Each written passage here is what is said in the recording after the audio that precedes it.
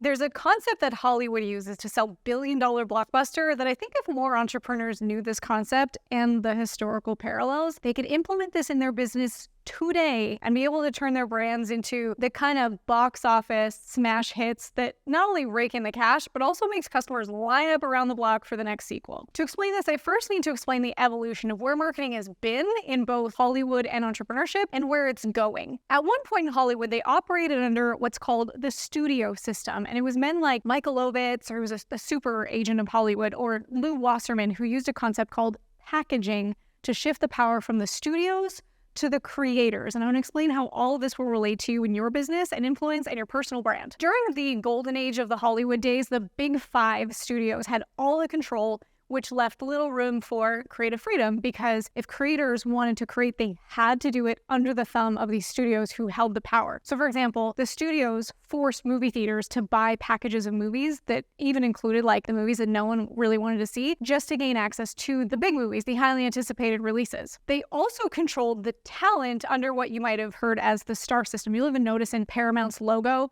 the stars circled around the mountaintop that represents all the stars assigned to the studios. So on one hand, if actors and directors wanted to work and if they were signed to the studio, they had lots of opportunities. But on the other hand, it restricted them from being able to work with other studios or even have a say in the roles that they played. Like if the talent rejected roles, they'd extend their contract. So there were people like Betty Davis, who said she had to work 14 years to pay off a 7-year contract. And she eventually became a big advocate for better treatment of actors and prominent figure in ending the star system. So there was this imbalance between the studios and the talent, which brings me to the shift that applies to you. Now I'm going to skip ahead here a few decades because there were a number of things that finally put an end to the studio system, like the actors that fought against it, or the Paramount Decree, which was a legal battle between the United States and Paramount Pictures. Maybe I'll tell you about that in another video, but I'll explain where this now applies to you is in learning how creators now took advantage of holding that influence and control, because what you should be seeing here is the equivalent of the studios being like the old paradigm where being locked in a 9-to-5, where sure, there's security of someone else signing your paychecks, but at the sacrifice of your own creative freedoms. So imagine that you're a filmmaker in the old Hollywood system under the thumb of the big studios. Now flip that. Today, you have the tools to be the studio. You can create content on platforms like YouTube, Instagram, Facebook, directly connecting with your audience without any of the studios or without any of the intermediaries. And now by leveraging that influence beyond just creating content with strategic packaging. I learned this for the first time from a man named Michael Ovitz. He would package irresistible deals like Jurassic Park. He would have the script from Michael Crichton, Steven Spielberg signed on as the director, amazing big-name actors to be the stars of the movie, and then bring it to the studio saying, here's the movie we have, here's the players involved, here's the budget, where they're able to demand generous prices. Here it is. Do you want it? I've also optioned it to the 4 other studios, so act fast, which could lead to a bidding war because they've leveraged credibility from the artists involved, urgency and scarcity because now there's huge competition to be the studio to own it, maximum appeal and leverage. So how do you now do the same thing in your business? So glad you asked. Think of your brand as a series of projects that each piece of content or launch should be its own event, much like Hollywood marketing, which there are a number of steps to. We're not going to a company hoping they'll hire us, or that we don't have to audition for a role hoping that we're good enough. In Hollywood, it takes a long time to get funding, approval, production, to get something turned around and finally release a movie. Whereas on YouTube, on the internet, you could literally post a video every hour on the hour if you wanted to. So in Hollywood, it's like you're only as good as your last picture, and there are very few people who have full creative control, but you as an entrepreneur do. So let me compare this to the 2 types of archetypes here. The starving artists don't realize that they are the business. Like they are the brand. They are marketing themselves as the product to the buyers. And the buyers are the producers, the casting directors, the networks, the agents.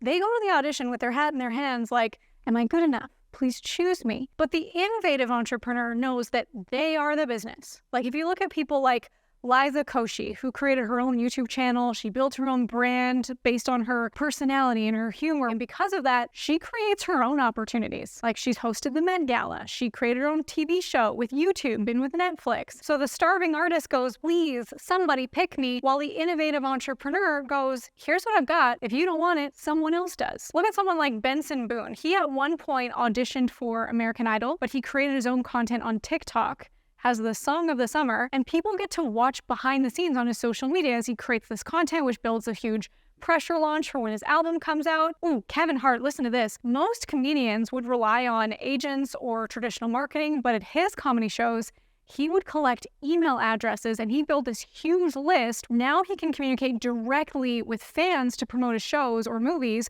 without needing traditional marketing channels, which only makes him even more valuable to a studio because he has a built-in brand and fan base. So how do entrepreneurs and personal brands package themselves with the Hollywood formula? So for Hollywood, let's say I have a movie idea. Entrepreneurs, you have a business opportunity. Now we want to sell this product to a buyer. And so in Hollywood, the buyer would be the studio. Here, the buyer is the audience. Typically, let's say for these cases, direct to consumer. Now, what does the buyer want to see to know if it's even worth a glance? Because remember, they're getting advertised to all the time. There's people knocking on their door, hiding in the bushes, like won't leave them alone with their ideas because everyone's got a dream. Everyone's got a product to sell. What does the studio want to even look at it? They want to know, how is this going to bring them value?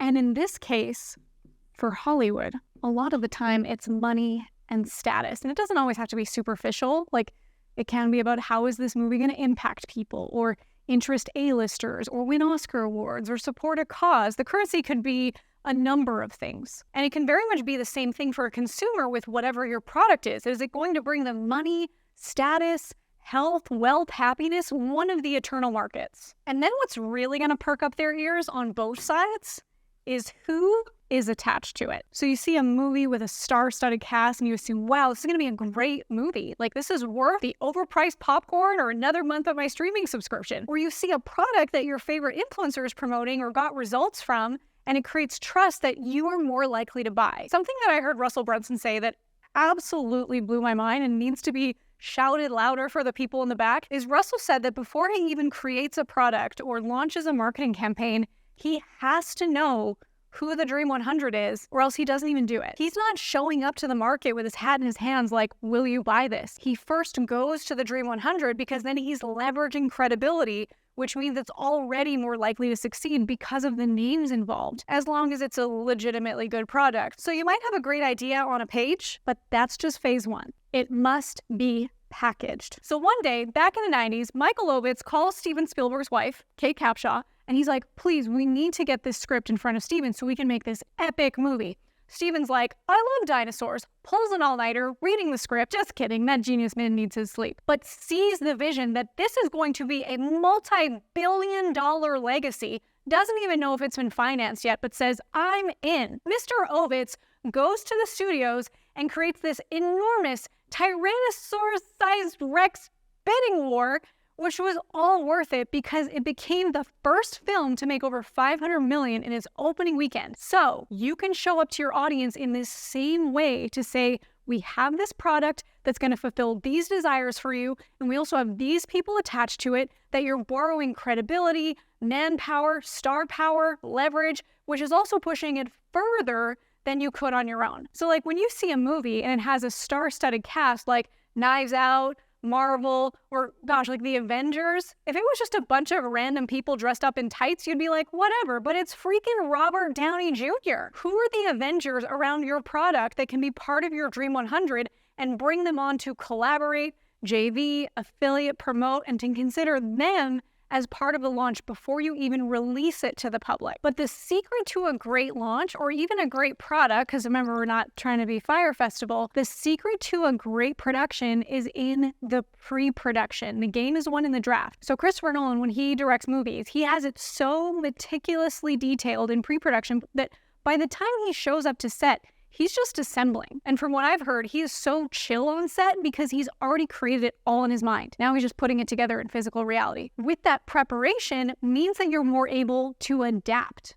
to optimize. So for example, Hollywood always has screenings before movies go live to the theaters or streaming platforms, and sometimes these screenings will give them the feedback that makes them go back to the drawing board and completely change its movies, even if it pushes back its release or adds like millions of dollars to the budget, which is something that's hard for a lot of entrepreneurs or artists to do when we feel like we've already invested so much that we're just so eager to get it out. Like when they screened Braveheart, for example, people were running out of the theater nauseous because of the gory scenes, or Jaws, the audience was terrified of the shark, but then there were also some scenes that didn't have the tension built up to the like dun Donna, that Jaws theme music that is now so iconic. And sometimes the movies are just too long and need to be cut down for time. So sometimes you gotta be able to kill your darlings. You can't be too precious with your vision, even if it seems perfect on paper. We didn't work so hard in pre-production and packaging to bring on this epic Dream 100 to ship something mediocre. And then finally, there's one last piece to consider as part of the packaging framework while we roll out the red carpet. As you're launching your product, you're going to promote this in the way that Hollywood does it. Like, they freaking pull out all the stops. They've got billboards, they've got movie trailers, they've got talk show tours. All the celebrities are contractually obligated, even before making the movie, to go on all these talk shows, do their song and dance, tell their personal stories. For your launch, don't just do the equivalent of like opening your door and peeking out and saying, "It's ready." We are gonna slam that door wide open, roll out the red carpet, have the equivalent of movie trailers. You have social media content. In the theaters, they're playing it for weeks, months, years earlier. They're getting people hyped up and they want people talking about it for an entire year. So the equivalent is like, can you have teasers? You can have content that you're building up. You're teasing what you're building in your content, getting people excited about what's to come and seeding this date in their mind that it's like, on November 12th, it's coming out. November 12th. Are you excited for November 12th?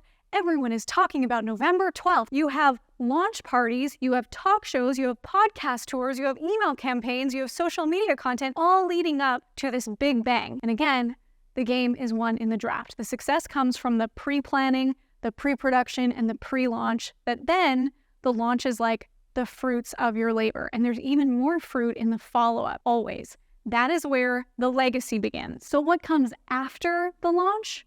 More opportunities that are going to come because of the success from its initial launch. Like, did you know how genius George Lucas was to retain the right to the merchandise from Star Wars? Like, if Star Wars wasn't a ridiculous hit, would anyone want Jabba the Hutt piggy banks or the ice cube trays that look like Han Solo cemented in the wall? What other tangent opportunities can be created, like merchandise, more JV opportunities, speaking engagement, sequels, franchises, based on the success from the first launch? But to start thinking big picture before it even launches. Like, I have a friend that's been working on SpongeBob 4 even before SpongeBob 3 even came out. The reason why Hollywood is investing so much into sequels and franchises and series is because they've already proven to be profitable. They already have a loyal audience, and we know that loyal audiences love nostalgia, and they'll keep coming back for more. And a lot of entrepreneurs, they'll do something really successful once, and then they'll forget about it. And then they eventually come back to it like, why did I only do that once? I don't know, I just felt like making things harder and reinventing the wheel from scratch. I forgot what it's like to just double down